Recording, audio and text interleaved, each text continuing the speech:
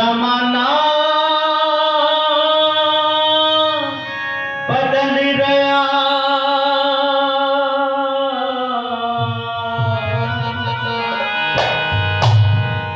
जड़ काटे भाई भाई की,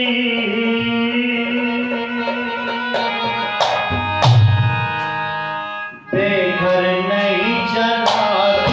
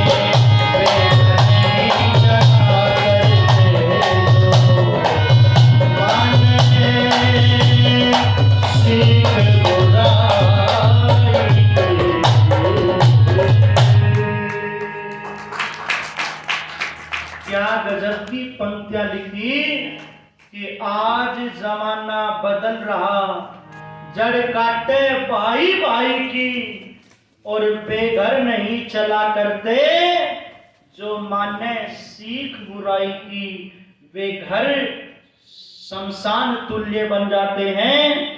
जिनको वेद की बातें अच्छी नहीं लगती है, जिनको भलाई की बातें अच्छी नहीं लगती है, वेद कहता है कि जब भाइयों में मित्रता होती है तो वो मित्रता कल्याणप्रद होती है। और वेद में क्या गजब का शब्द है ये भ्राता शब्द, और भ्राता शब्द ईश्वर के लिए भी आया है। सनो बंधुर जनिता, वो परमात्मा भाई के समान सुखदायक है। और भाई कौन है? जो रक्षा करता है। भाई कौन है? जो भरण पोषण करता है। भाई कौन है? जो विपत्ति में भी साथ खड़ा हुआ होता है। वो भाई होता है, वो भाई होता है। जरा इतिहास के पन्नों को उठा करके पढ़ना।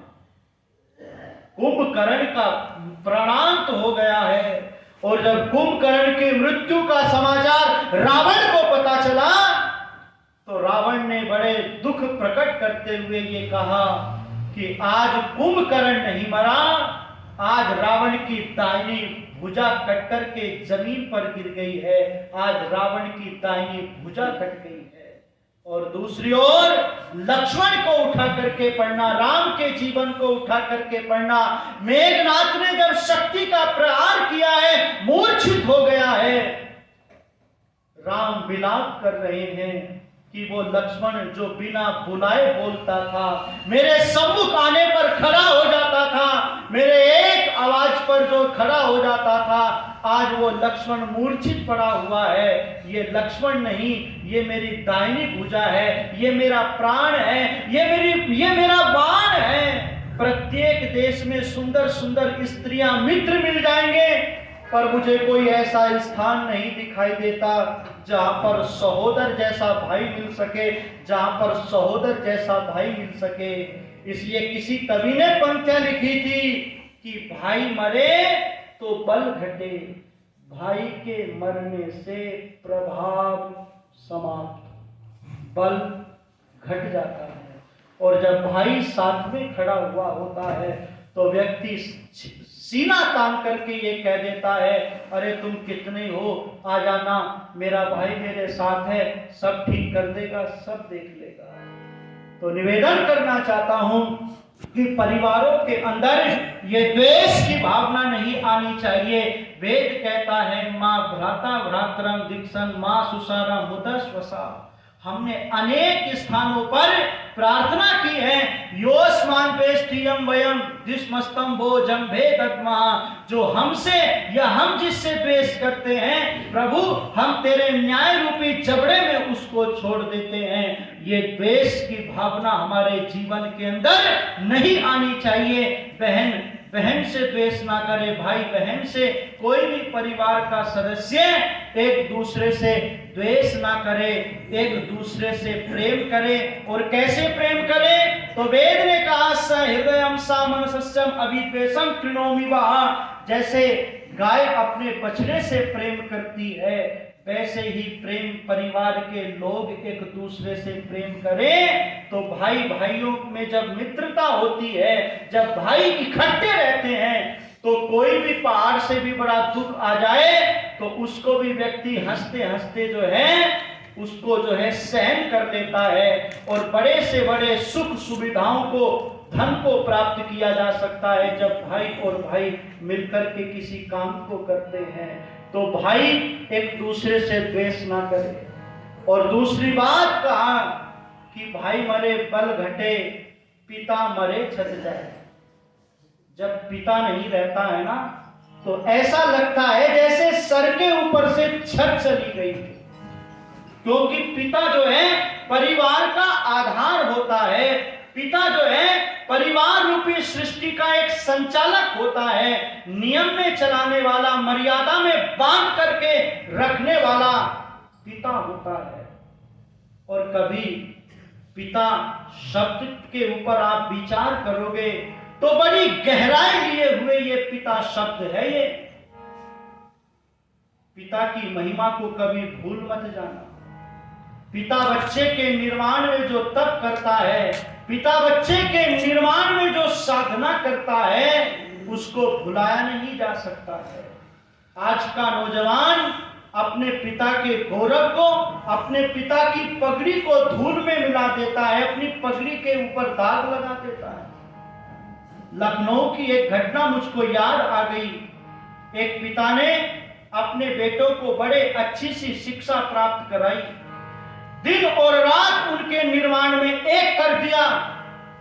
विदेश में वो अच्छी नौकरी पर लग गए और पिता ने भी अच्छे व्यापार किया।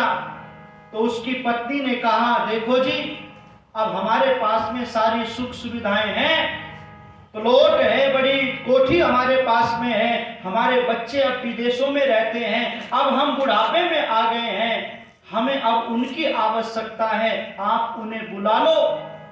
तो पिता ने पत्र लिख दिया कि तुम्हारी माँ तुमसे बड़ा मिलना चाहती है, तुम उस नौकरी को छोड़ करके यहीं पर आ जाओ, यहीं पर बहुत सारा काम है, यहाँ पर कोई दिक्कत नहीं है।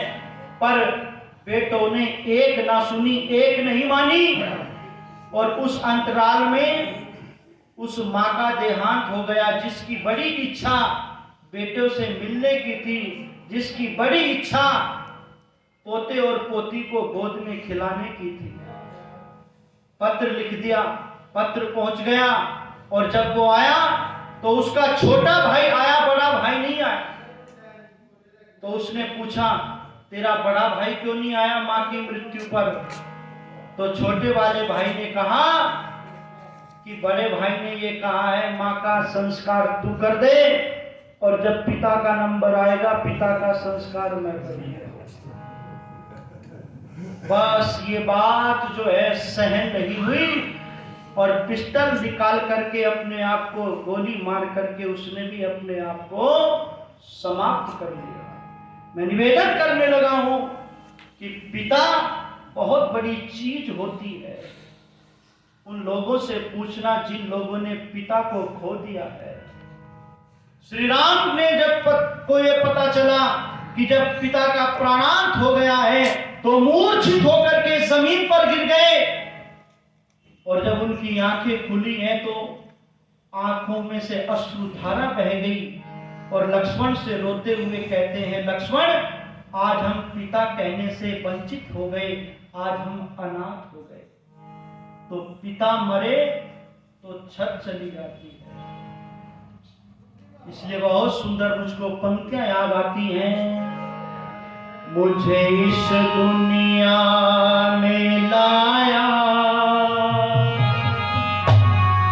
मुझे बोलना चलना